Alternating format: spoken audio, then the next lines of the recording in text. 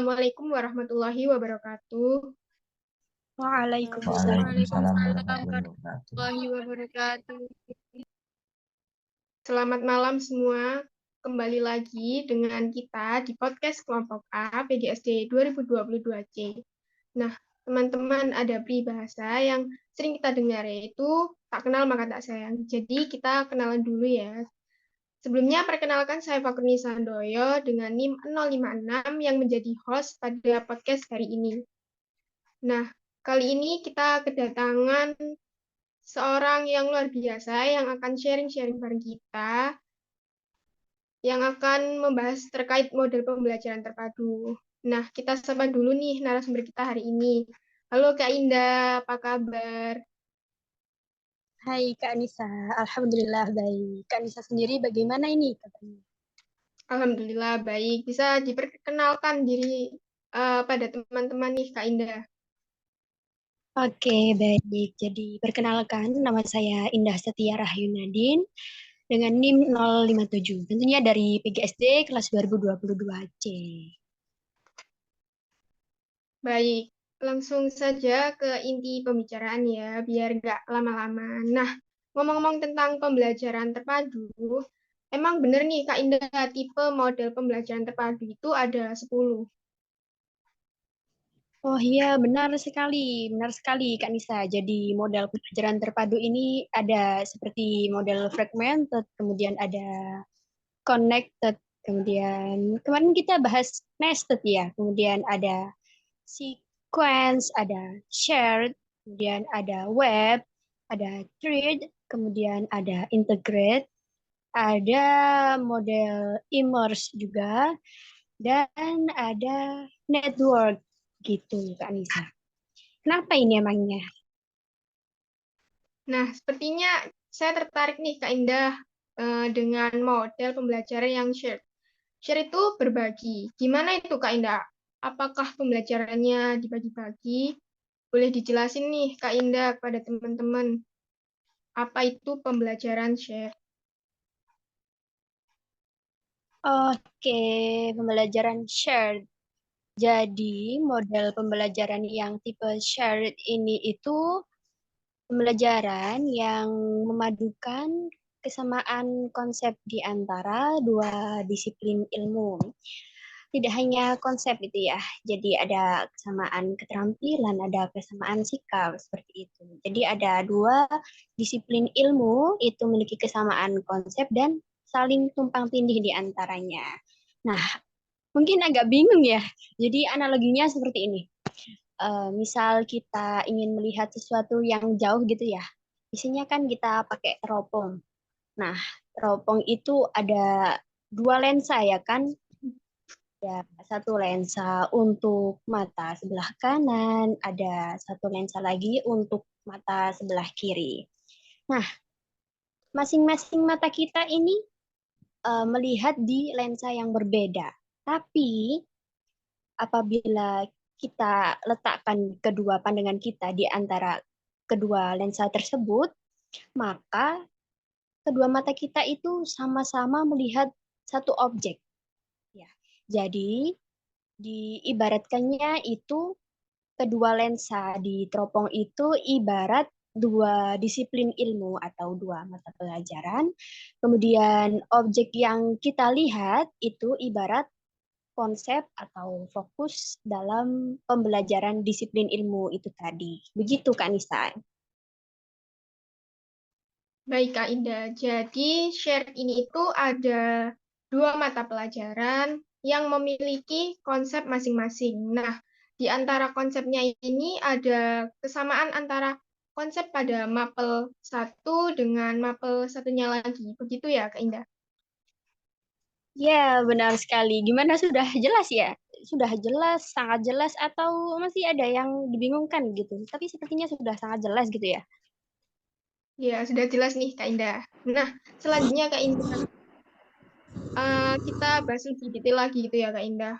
Untuk karakteristik model shared ini sendiri itu apa bisa dijelasin gitu, karakternya apa aja gitu, bagaimana karakternya ini?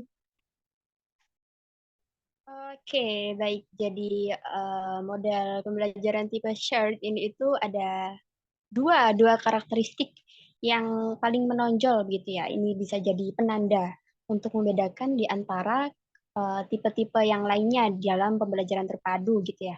Jadi yang pertama, model shared ini itu memadukan dua disiplin ilmu yang memiliki konsep, sikap, dan keterampilan yang sama.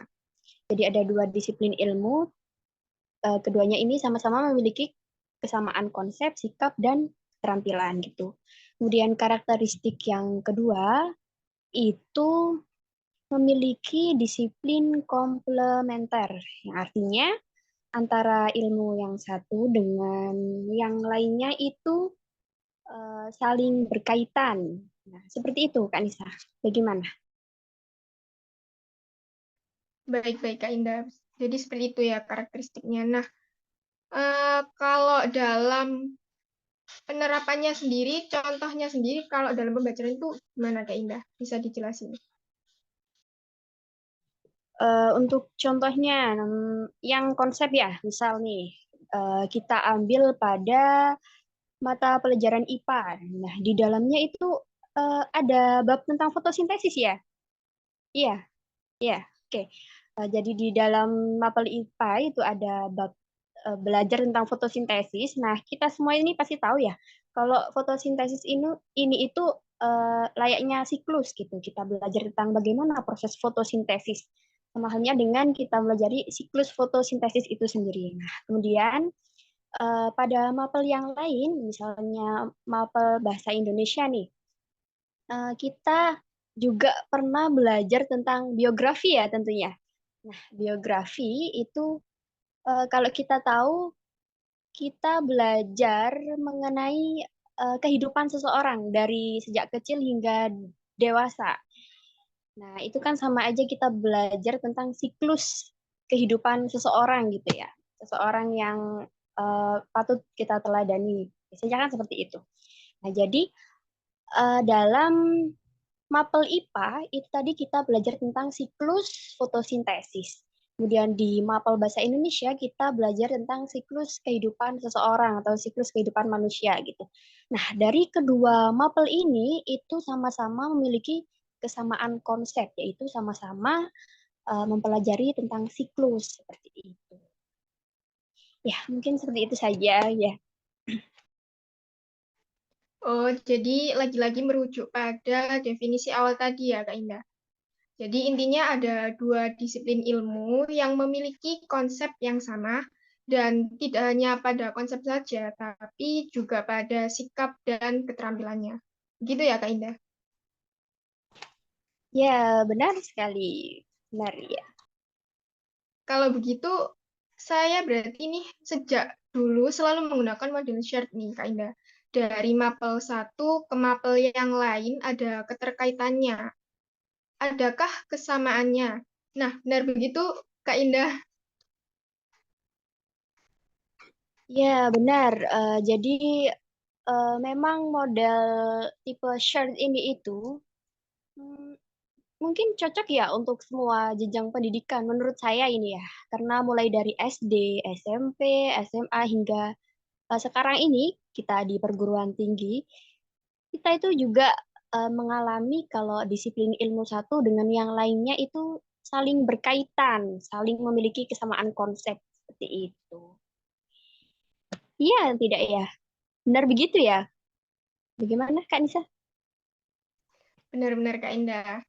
Nah, sebelum lanjut nih, Kak Indah, kita tanya dulu ke teman-teman, apakah ada pendapat ataupun cerita mengenai konsep pembelajaran shared ini yang pernah dilalui gitu. Gimana nih, teman-teman?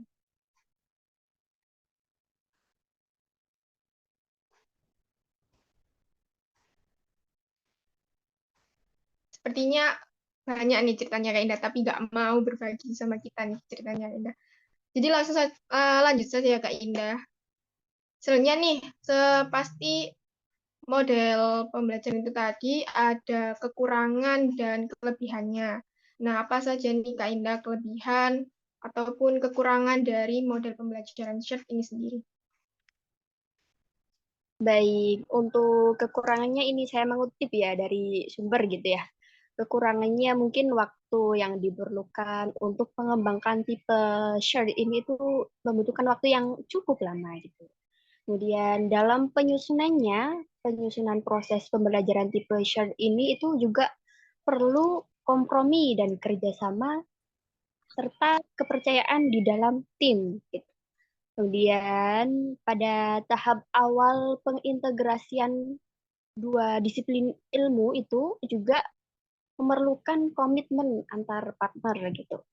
Kemudian ada lagi untuk mendapatkan konsep yang tumpang tindih itu juga diperlukan dialog dan cakapan yang mendalam gitu. Nah, untuk kelebihannya sendiri sebagai tahap awal menuju tipe pembelajaran terpadu yang lebih kompleks dengan 4 disiplin ilmu. Kemudian konsep yang dikaji itu juga lebih mendalam. Kemudian hanya 2 bidang kajian saja yang dikaitkan, sehingga pemahaman tentang materi itu juga lebih mendalam.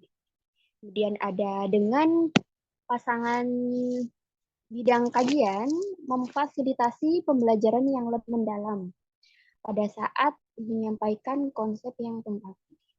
Kemudian dapat mengambil waktu yang sama untuk materi yang tumpang tindih. Seperti itu bisa. Nah, kemudian untuk pengalaman saya pribadi ini ya, jujur saja model pembelajaran shared ini tuh ada plus minusnya gitu. Plusnya kan ini tadi itu diulang-ulang gitu antara mapel satu dengan mapel yang lainnya selalu bahas itu gitu. Tentu kan semua juga berkaitan gitu kan. Kita pasti juga lebih paham lagi tentang materi itu. Itu plusnya ya. Kemudian untuk minusnya sendiri kadang itu ya, kalau materi diulang-ulang, konsepnya diulang-ulang, kadang itu juga bosan gitu ya. Gimana pengalaman Kak Nisa sendiri gitu gimana ya? Atau pengalaman teman-teman gitu mungkin bagaimana bisa diceritakan mungkin ya kita berbagi. Ya, Indah, gimana nih teman-teman? Apa ada cerita ataupun pengalaman mengenai Meli?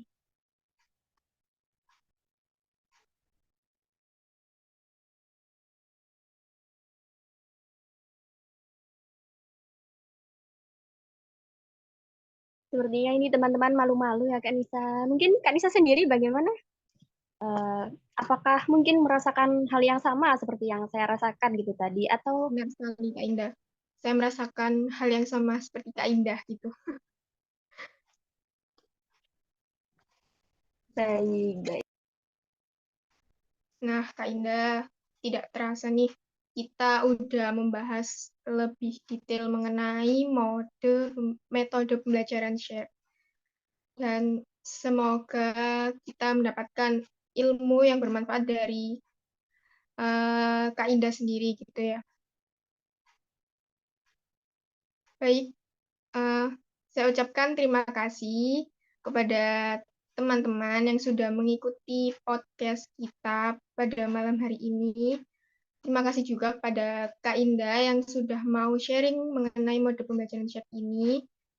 Terima kasih kembali. Dan semoga teman-teman udah pada paham mengenai model pembelajaran chat ini. Saya cukupkan podcast pada malam hari ini. Semoga kita mendapatkan ilmu yang bermanfaat. Terima kasih. Saya Fakruni Sandoyo. Apabila ada kekurangan ataupun salah kata, mohon dimaafkan. Saya akhiri. Wassalamualaikum warahmatullahi wabarakatuh. Sampai jumpa di podcast kelompok A selanjutnya. Waalaikumsalam warahmatullahi wabarakatuh. Terima kasih. Terima kasih, Indah dan Kak Nisa.